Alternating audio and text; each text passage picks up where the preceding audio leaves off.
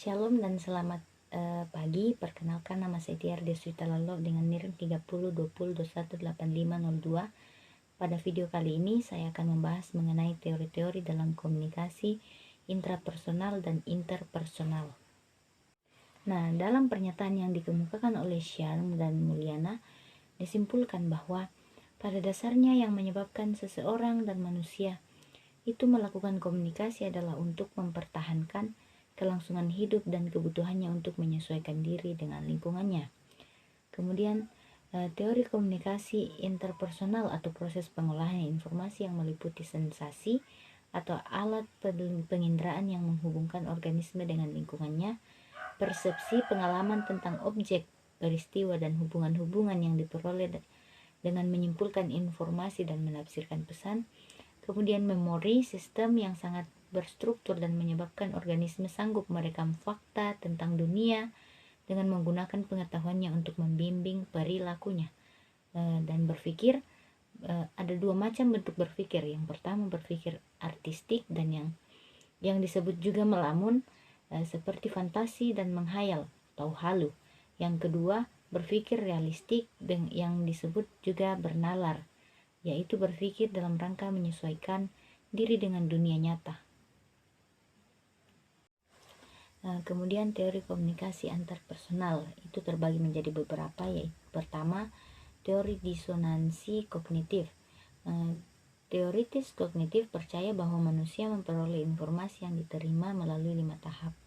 Yang pertama sensori input, yakni terjadinya proses penginderaan terhadap stimulus yang ada di lingkungan. Yang kedua central processing, pada tahap ini proses pemberian makna terhadap informasi yang masuk. Kemudian yang ketiga information storage, yakni tahap penyimpanan informasi yang masuk ke gudang memori manusia. Teori ini banyak berhubungan dengan sikap, perubahan sikap dan persuasi. Kemudian teori konsistensi kognitif adalah teori teori disonansi kognitif yang diambil dari teori yang dikemukakan oleh Leon, yang berarti ketidaksesuaian antara kognisi sebagai aspek sikap dan dengan perilaku yang terjadi pada diri seseorang. Kemudian teori yang kedua yaitu teori pertukaran sosial, di mana teori ini memandang hubungan interpersonal sebagai suatu transaksi dagang atau orang yang berhubungan dengan orang lain karena mengharap sesuatu yang memenuhi kebutuhannya. Kemudian teori inkulasi atau teori suntikan pada mulanya ditampilkan oleh Enzo Guiar, mengambil analogi dari peristiwa medis orang yang secara fisik tidak siap untuk menahan penyakit infeksi seperti cacar dan polio. Nah, ini memerlukan suntikan vaksin untuk merangsang mekanisme daya tahan tubuhnya supaya bisa melawan penyakit tersebut. Nah, orang ini tidak memiliki informasi untuk mengetahui suatu hal, maka ia akan lebih mudah untuk dipersuasif ataupun dibujuk. Nah, dalam hal ini, cara yang diperoleh untuk membuatnya tidak mudah karena pengaruh adalah menyuntikannya dengan argumen balasan. Kemudian teori kredibilitas. Menurut Aristoteles, kredibilitas bisa diperoleh jika seorang komunikator memiliki etos, patos, dan logos, di mana etos adalah kekuatan yang dimiliki pembicara dari karakter pribadinya sehingga ucapan-ucapannya dapat dipercaya.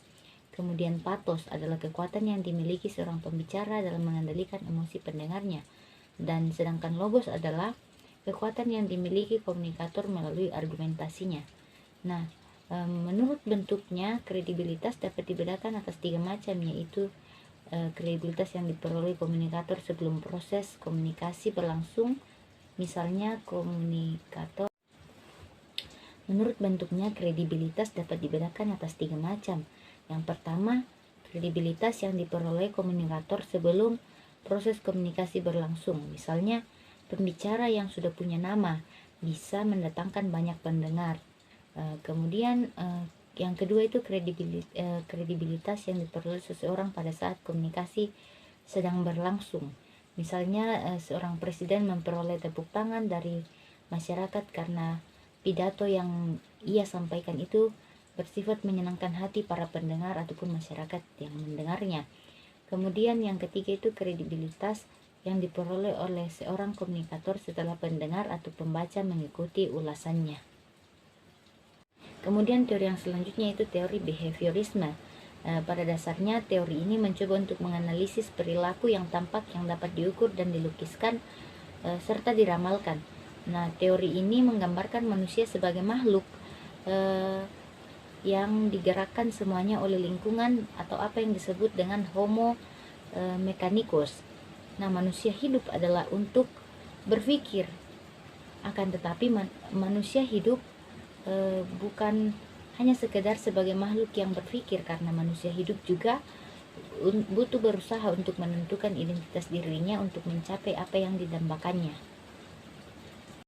Kemudian teori yang selanjutnya yaitu teori interaksi simbolik. Teori ini berinduk pada perspektif fenomenologis. Teori interaksi simbolik menekankan pada dua hal, yaitu pertama, manusia dalam masyarakat tidak pernah lepas dari interaksi sosial, dan yang kedua bahwa interaksi dalam masyarakat mewujudkan dalam simbol-simbol tertentu yang sifatnya cenderung dinamis. Teori ini berakar dan berfokus pada hakikat manusia yang adalah makhluk relasional. Setiap individu pasti terlibat relasi dengan sesamanya atau pasti memiliki hubungan dengan sesamanya. Kemudian keunikan dan dinamika simbol ya dalam proses interaksi sosial menurut manusia harus lebih kritis, maka akan aktif dan kreatif dalam menginterpretasikan simbol-simbol yang muncul dari interaksi sosial. Kemudian dalam teori ini keterbukaan individu dalam mengungkapkan dirinya adalah hal yang tidak dapat kita abaikan. Kemudian kita lanjut ke teori yang selanjutnya yaitu teori nonverbal expectancy violation theory. Adalah salah satu teori pertama tentang komunikasi nonverbal yang dikembangkan oleh sarjana komunikasi. Kemudian teori yang selanjutnya itu interpersonal deception theory. Teori ini menjelaskan penipuan yang dilakukan dalam percakapan antara dua orang. Terdapat banyak variasi termasuk penipuan, pemalsuan, penyembunyian, dan dalih. Kemudian teori ini mencoba untuk menjelaskan cara yang berurusan dengan individu yang sebenarnya menimbulkan kecurangan pada tingkat kesadaran dan lubuk hati saat melakukan tatap muka berkomunikasi. Nah, demikian yang bisa saya jelaskan. Kiranya ini dapat bermanfaat untuk kita semua. Tuhan Yesus memberkati dan shalom.